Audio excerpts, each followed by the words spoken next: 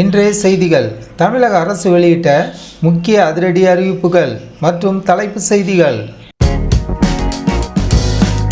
மக்கள் தொகை கணக்கெடுப்பு ஆகஸ்ட் 30 வரை நவீன டிஜிட்டல் தொழில்நுட்பத்தை பயன்படுத்தி 33 கேள்விகள் அடங்கிய படிவங்கள் மூலம் தமிழ்நாடு முழுவதும் மக்கள் தொகை கணக்கெடுப்புகள் பணிகள் மேற்கொள்ளப்படுகின்றன.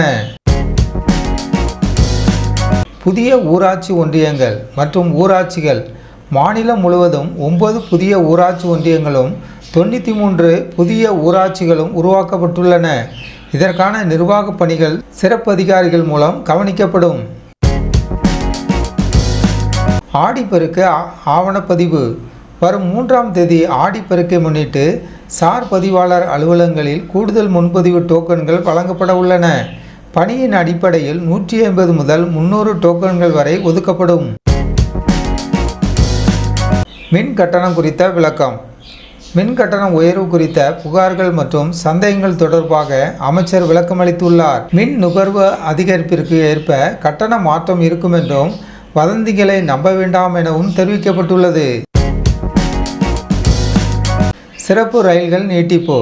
தென் மாவட்டங்களை இணைக்கும் பல்வேறு சிறப்பு ரயில்களின் சேவை ஆகஸ்ட் மற்றும் செப்டம்பர் மாதங்கள் வரை நீட்டிக்கப்பட்டுள்ளது.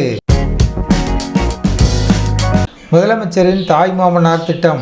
தகுதியுள்ள முதியோர் மற்றும் மாற்றுத்திறனாளிகளுக்கு ஆகஸ்ட் 4 மற்றும் 5 ஆகிய தேதிகளில் பொது விநியோக பொருட்கள் இல்லத்திற்கே சென்று வழங்கப்படும்.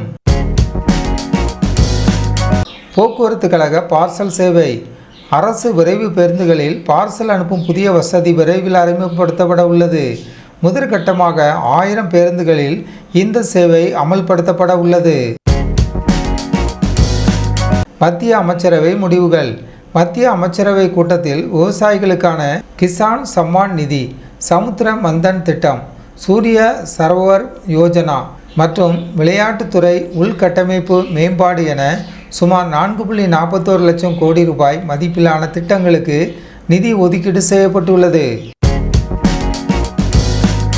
வானிலை அறிக்கை. அடுத்த சில நாட்களுக்கு மேற்கு தொடர்ச்சி மலை மாவட்டங்கள் மற்றும் கடலோர தமிழகத்தின் சில பகுதிகளில் மிதமான மழை பெய்ய வாய்ப்புள்ளதாக வானிலை ஆய்வு மையம் தெரிவித்துள்ளது. மின்சார பேருந்துகள். அரசு சார்பிலும் தொலைதூர மின்சார பேருந்துகளை இயக்குவதற்கான சாத்தியக்கூறு ஆய்வு அறிக்கை தயாரிக்கப்பட உள்ளது. மும்பை மற்றும் வேளாங்கண்ணி சிறப்பு ரயில்கள். பயணிகளின் தேவையை கருத்தில் கொண்டு மும்பை, லோக்மானிய திலக் மற்றும் வேளாங்கண்ணி இடையே சிறப்பு ரயில்கள் இயக்கப்படுகின்றன. சிறப்பு பேருந்து இயக்கம். ஆடிப்பெருக்கு மற்றும் வார விடுமுறை முன்னிட்டு பல்வேறு ஊர்களுக்கு செல்ல வசதியாக சுமார் 2025 சிறப்பு பேருந்துகள் இயக்க திட்டமிடப்பட்டுள்ளது. உள்ளூர் விடுமுறை. மேல்மருவத்தூர் ஆதிபராசக்தி கோயில் ஆடிப்பூர விழாவை முன்னிட்டு செங்கல்பட்டு மாவட்டத்திற்கு ஆகஸ்ட் 14ஆம் தேதி உள்ளூர் விடுமுறை அறிவிக்கப்பட்டுள்ளது. தாவேகாவில் இணைந்த மாற்றுக் கட்சியினர். சென்னை தாவேகா தலைமை அலுவலகத்தில் சுமார் 500 பேர் தங்களை தாவேகாவில் இணைத்துக் கொள்ள ஆர்வம் காட்டி வருகை தந்துள்ளனர். அமைச்சர் ஸ்ரீநாத்தின் அதிரடி உத்தரவு. தூத்துக்குடியில் மழைநீர் வடிகால் பணிகளை ஆய்வு செய்த அமைச்சர் ஸ்ரீநாத் நீர்நிலைகளில் உள்ள ஆக்கிரமிப்புகளை உடனடியாக அகற்ற அதிகாரிகளுக்கு உத்தரவிட்டுள்ளார்.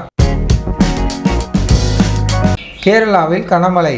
பத்தனம்திட்டா மாவட்டத்தில் பம்பை ஆற்றில் ஏற்பட்டுள்ள வெள்ளப்பெருக்கால் கரையோர மக்கள் பாதிப்படைந்துள்ளனர்.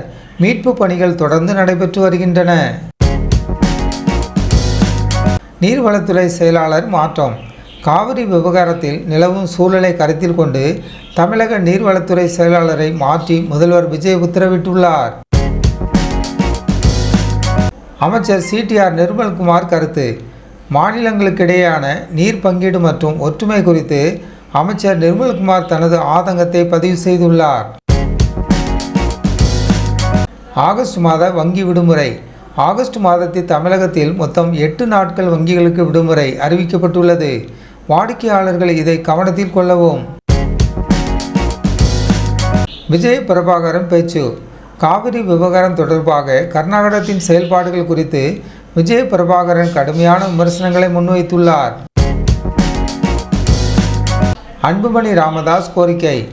நீர் மேலாண்மை கருதி KRS அணையிலிருந்து நீர் திறந்துவிட வேண்டுமென மத்திய மாநில அரசுகளை அன்புமணி வலியுறுத்தியுள்ளார். நடிகர் பார்த்திபன் வழக்கு. சாதி மதமற்றவர் என்ற சான்றிதழ் வழங்கும் நடைமுறைகளை சட்டப்பூர்வமாக்க கோரி நடிகர் பார்த்திபன் சென்னை உயர்நீதிமன்றத்தில் மனு தாக்கல் செய்துள்ளார். முதல்வர் அலுவலகம். நாமக்கல் கவிஞர் மாளிகையில் முதல்வர் அலுவலகத்தை மேம்படுத்த தமிழக அரசு ரூபாய் 11 கோடி நிதி ஒதுக்கீடு செய்துள்ளது. அரசியல் விமர்சனங்கள். காங்கிரஸ் கட்சியின் நிலை. தமிழகத்தில் காங்கிரஸ் கட்சியின் வளர்ச்சி மற்றும் அதன் தற்போதைய சூழல் குறித்து ராகுல் காந்தியின் ஆலோசனைகள் மற்றும் கருத்துக்கள் பேசும் பொருளாகியுள்ளன. தாவேக ஐடி விங் விமர்சனம். டிஎம்கே செயல்பாடுகள் குறித்து தாவேக ஐடி விங் சமூக வலைத்தளங்களில் விமர்சனங்களை முன்வைத்துள்ளது. அறிவாலயத்தில் மாற்றங்கள். திமுகவில் முக்கிய பொறுப்புகளில் மாற்றங்கள் செய்யப்படுவதும் புதிய வியூகங்கள் வகுக்கப்படுவதும் அரசியல் வட்டாரத்தில் கவனத்தை பெற்றுள்ளது.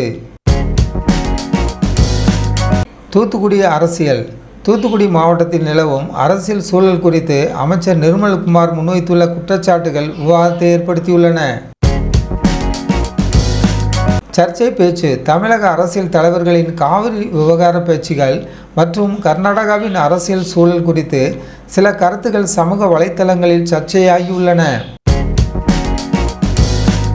மரியா நோவா நியூஸ் சேனலுக்கு புதியவராக இருந்தால் மரியா நோவா நியூஸ் சேனலை சப்ஸ்கிரைப் பண்ணுங்கள்.